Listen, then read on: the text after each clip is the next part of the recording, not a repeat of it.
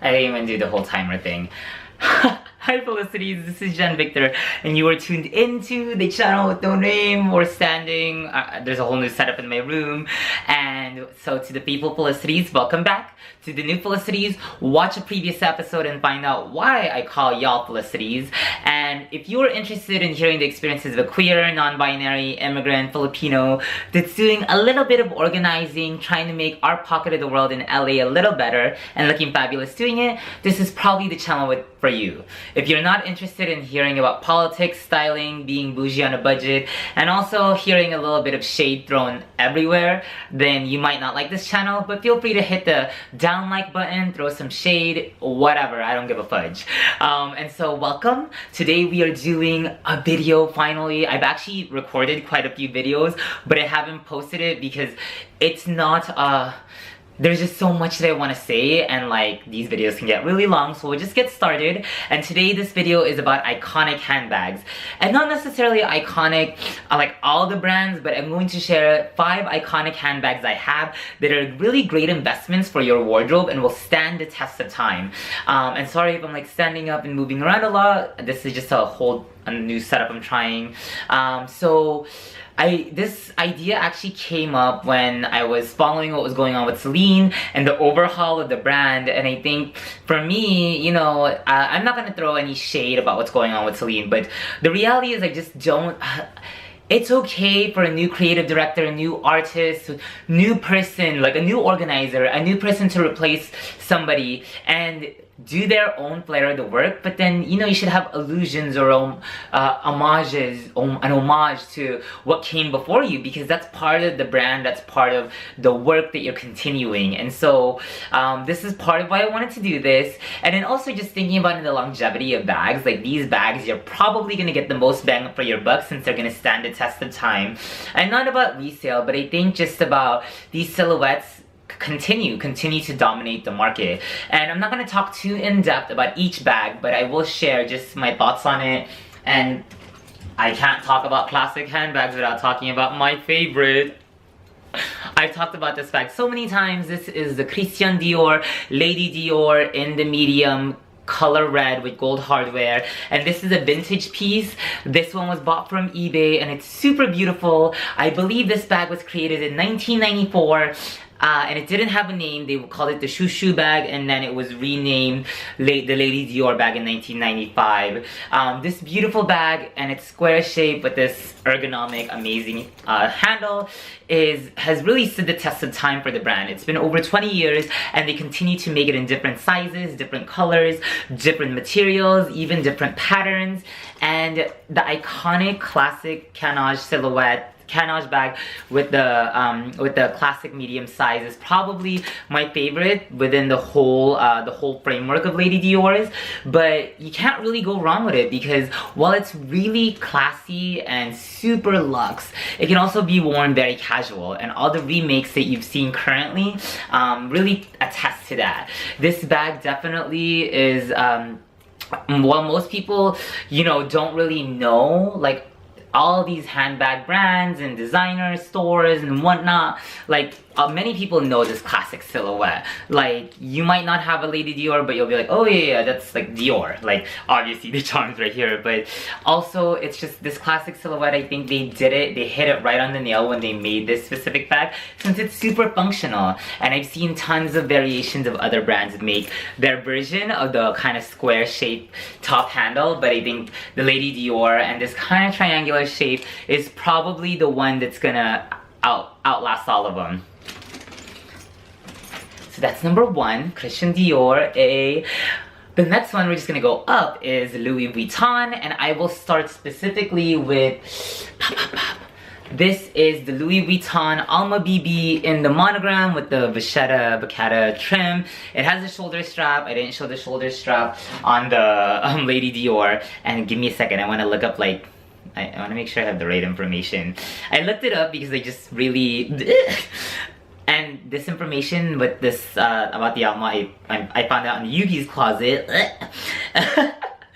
So the Alma bag was created by Gaston Louis Vuitton it is believed that it was originally made for Coco Chanel as a custom order. So whatever. Yeah, you go Coco. She asked and she received this bag, aka the bowler bag. That's the silhouette shape of this bag. Is super simple. It comes in different sizes. I like this mini style because it fits just enough, but I wouldn't mind getting a PM. I mean, I wouldn't mind getting all the bags in the world, but this specific size is probably my favorite. And it's a really simple bag. The thing that makes it a little bit extra is obviously the canvas. I would not buy any other Louis Vuitton canvas except for the Alma. When I purchased this, I knew like it was either the Alma monogram BB in the monogram or the Epi, but I think that this is one of the few bags that I'm willing to pay for canvas, since this was over $1,000, and it's cotton. That's what canvas is. Like, look up what are canvas bags made out of, but obviously there's the leather trim right here and you pay a little bit for that and the Louis Vuitton name. But I think this one is just one of their classic silhouettes that it's almost gonna be a century. This silhouette is almost gonna be 100 years old. And we're still here, we're still enjoying it. You still see so many Almas on the streets, on fashion bloggers, you see it in different shapes and materials, and you really can't go wrong with it. And it's just, it's a really easy bag to wear. This one does have a shoulder strap, but the bigger ones don't necessarily have it. But I think it's super cute, and like I said, a lot of these bags can be worn very dressy and casual, and I think that's why it stands the test of time, because it's functional. These bags aren't luxury, but they have, you know, they have purpose.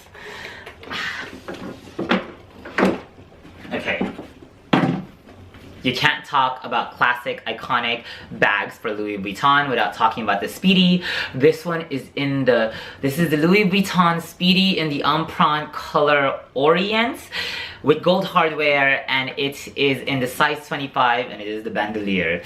So it does have the shoulder strap that's adjustable. I bit my words when I eventually fell in love with the bandolier, because I obviously I'm a big believer of top handles, but this bag, okay, specifically was created, I think like 1960s, 1965. Audrey Hepburn wanted to keep all in a to-go or like minier size, and that's how we got the Louis Vuitton Speedy 25. This silhouette is also known as the Boston bag. So you've probably seen Gucci, Chanel, and Christian Dior in their older bags make versions of this style of bag, whether it's the keep all style or the Speedy style. This is technically the Boston bag style, and I'm not gonna lie, those are really cute, but Louis Vuitton won the market when it comes to the iconic Speedy silhouette, and that's why when they refer to their Boston bag, they don't say the Boston bag, they say the Speedy, because the Boston bag from Vuitton is so iconically Speedy. What else would you refer to it as? And it's the same too when you talk about like even the Alma that I just pointed out. It's a bowler bag. I think that's what they call it, but you know, we call it the Alma because it's become not just a fan favorite, but it's become a staple in the fashion house that they belong to. I will say that my favorite Speedies would have to be the Empreinte, the older model, because of this very gratuitous opening, because I want to be able to shove and stuff my things in, and it's really mushy. I did have a problem with glazing that Louis Vuitton took care of free of charge. Thank you, Sherry. That's my client advisor at Vuitton South Coast Plaza.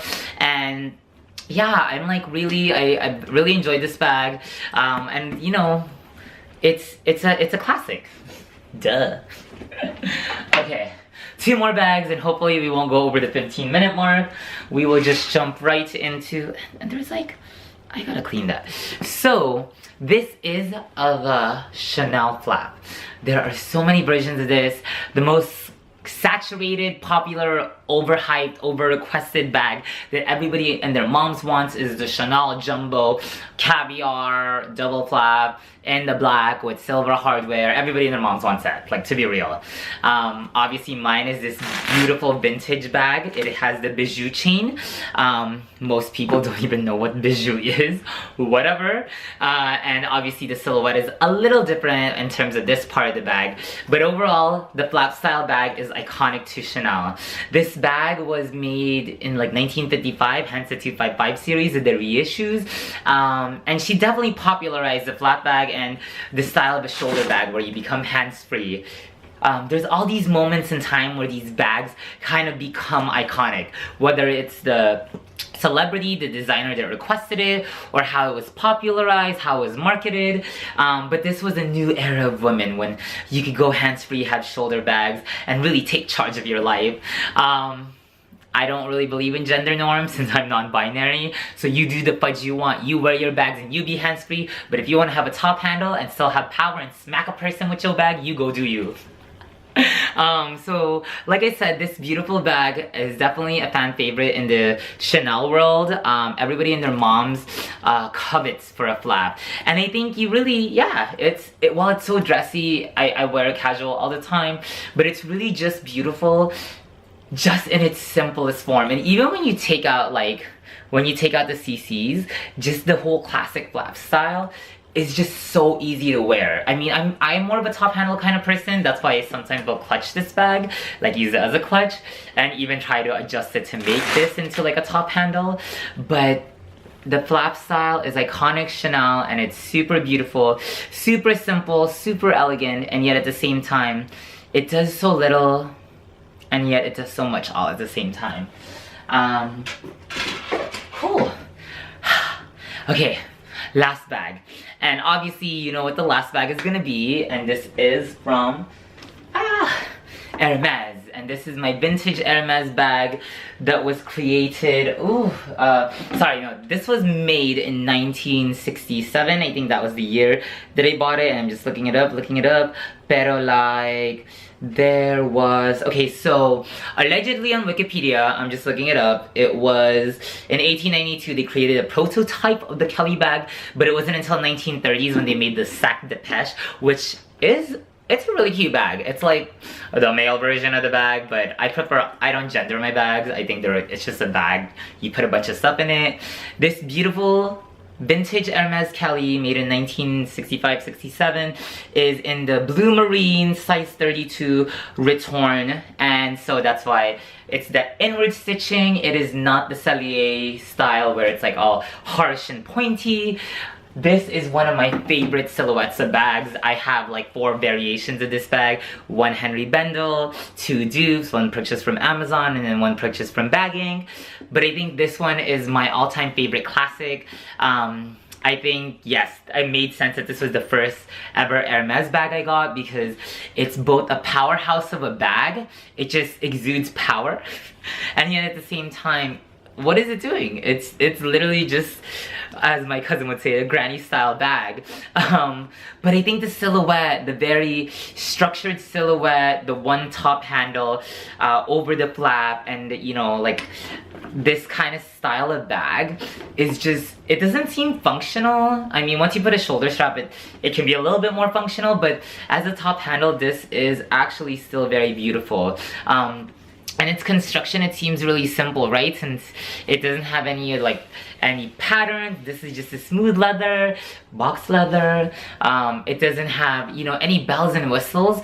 And yet this has been in the brand, like, okay, we're not even gonna talk about the prototype, but like now this silhouette has probably, or this style, including, I think the sac depeche, so it's like more flatter, it's like a briefcase style, but it does have the kind of like this leather closure style that that's very popular with the Hermes Kellys.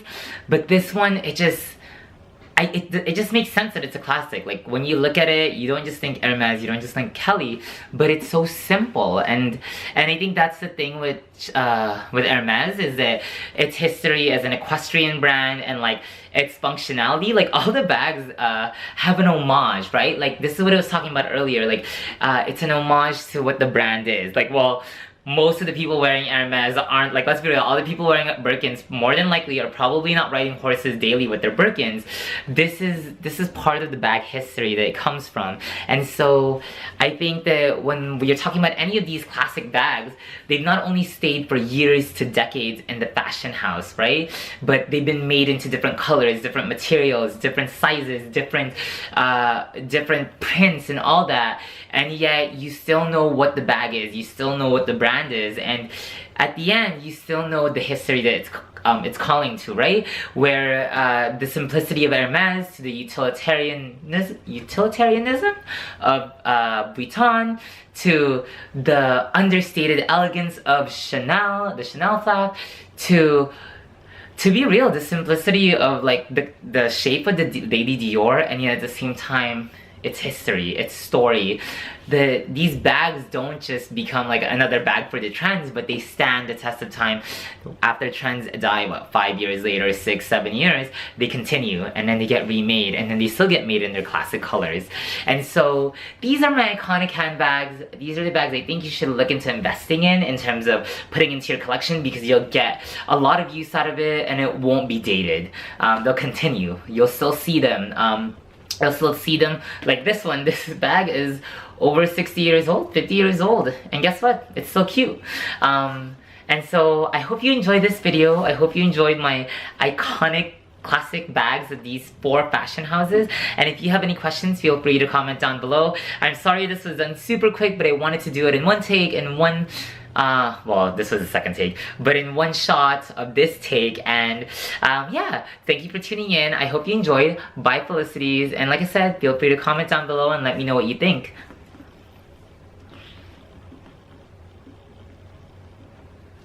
I'm just waiting for it to end. Seriously, turn off camera.